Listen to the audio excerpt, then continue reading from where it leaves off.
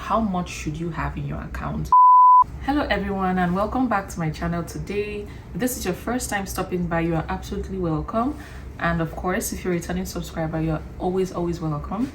And if this is your first time seeing this face, please don't make it your last, and you can do so by clicking on the subscribe button right here. And when you do subscribe, don't forget to turn on the bell notification button so that you get notified whenever I post a video and you will not miss any of my content. So my name is Oyenka, and I'm a Nigerian YouTuber based here in London, Ontario, Canada. I just basically make videos about my life experiences here as an immigrant, and that's all there is. So don't forget to subscribe to my channel and follow me on my Instagram, okay? So today's video, I'm going to be discussing proof of funds, because I've gotten quite a number of questions surrounding this topic. So I decided to, as always, create a video just explaining what proof of fund really is. So stick around and don't go anywhere.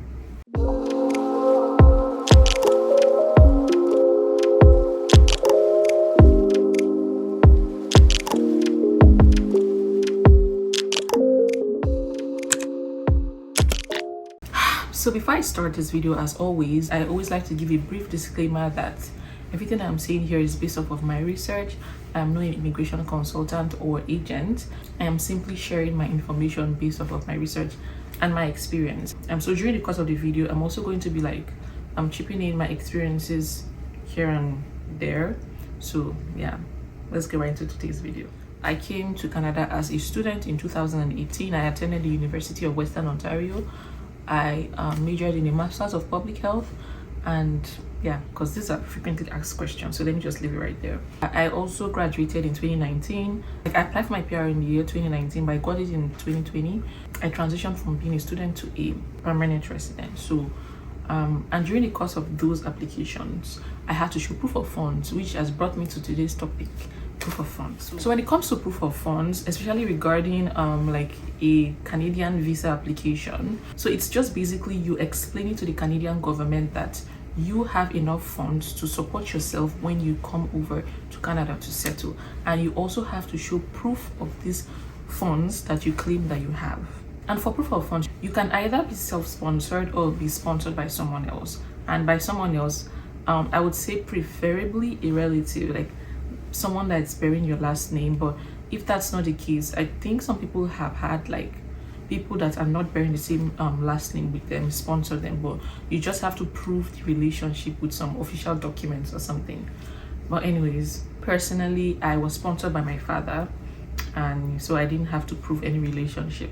I remember he had to just like write a letter of explanation stating that he was my father, and he's sponsoring his daughter to study in Canada, and that was it. You have to show your proof of funds when it comes to applying for a study permit or applying for a PR application. I do not think you need to show proof of funds for a work visa or applying for a permanent residency through the Canadian Experience class, because you kind of have a job already in those streams. So I know for PR applications, you definitely have to be self-sponsored.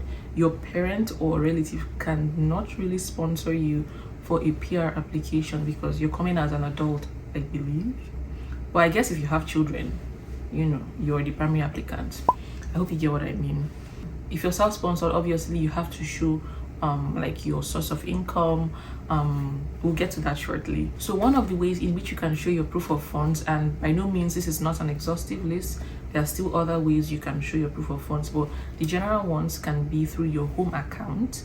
That's wherever country you're living in. You just have to show like you have the funds in that account. It can either be through fixed deposits. If you're using a sponsor, obviously it's going to be your sponsor showing these proof through like home account, fixed deposit, and like I said earlier, gift deed.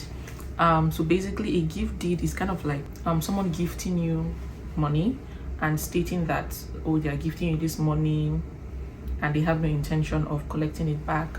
But for me, when my dad gave me the gift deed, I obviously wrote a document that he had to sign and notarize. It was basically stating like, oh, this is my daughter with whom I'm well pleased. I'm giving her this set amount of money from my love and affection for her, and I have no intention of collecting it back.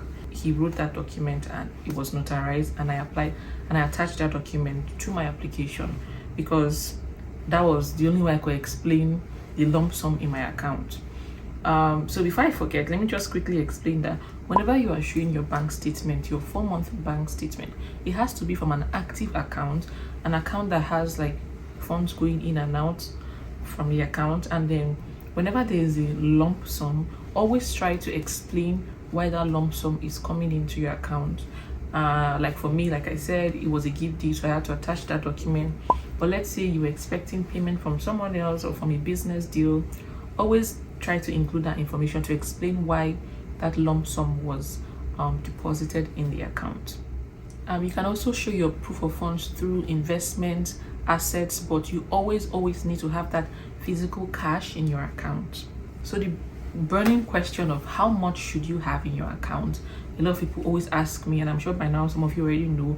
In my opinion, I feel like you should have the entire tuition and some extra cash that can cover your house rent, your upkeep, and money for your survival. Some people always say that you need to have like $10,000 extra aside your tuition, but if you can have more than that, by all means, please do, because the more money you have, the better chance you have. Although some people always say that if you can pay or have your first year's tuition, you can still stand a good chance. But please, if you can afford everything, just put everything in the account, like, because I'm just saying it based off of how I did mine. I had my entire tuition. For study, in my opinion, have the entire tuition and still extra funds, like more than $10,000 extra for your upkeep. And then when it comes to PR applications, there are fixed amount that you need to have, like the minimum amount. You can have more than, but there's a minimum amount. And for one person, I think you need to have $13,213. Let's just round it up to like $13,500. For every additional family member, there's an increment in the price for $3,560. So the second person, so let's say you're married, you're supposed to have $16,499 in your account. So for each additional person, you add $3,560. But by all means, if you can have extra funds, please do.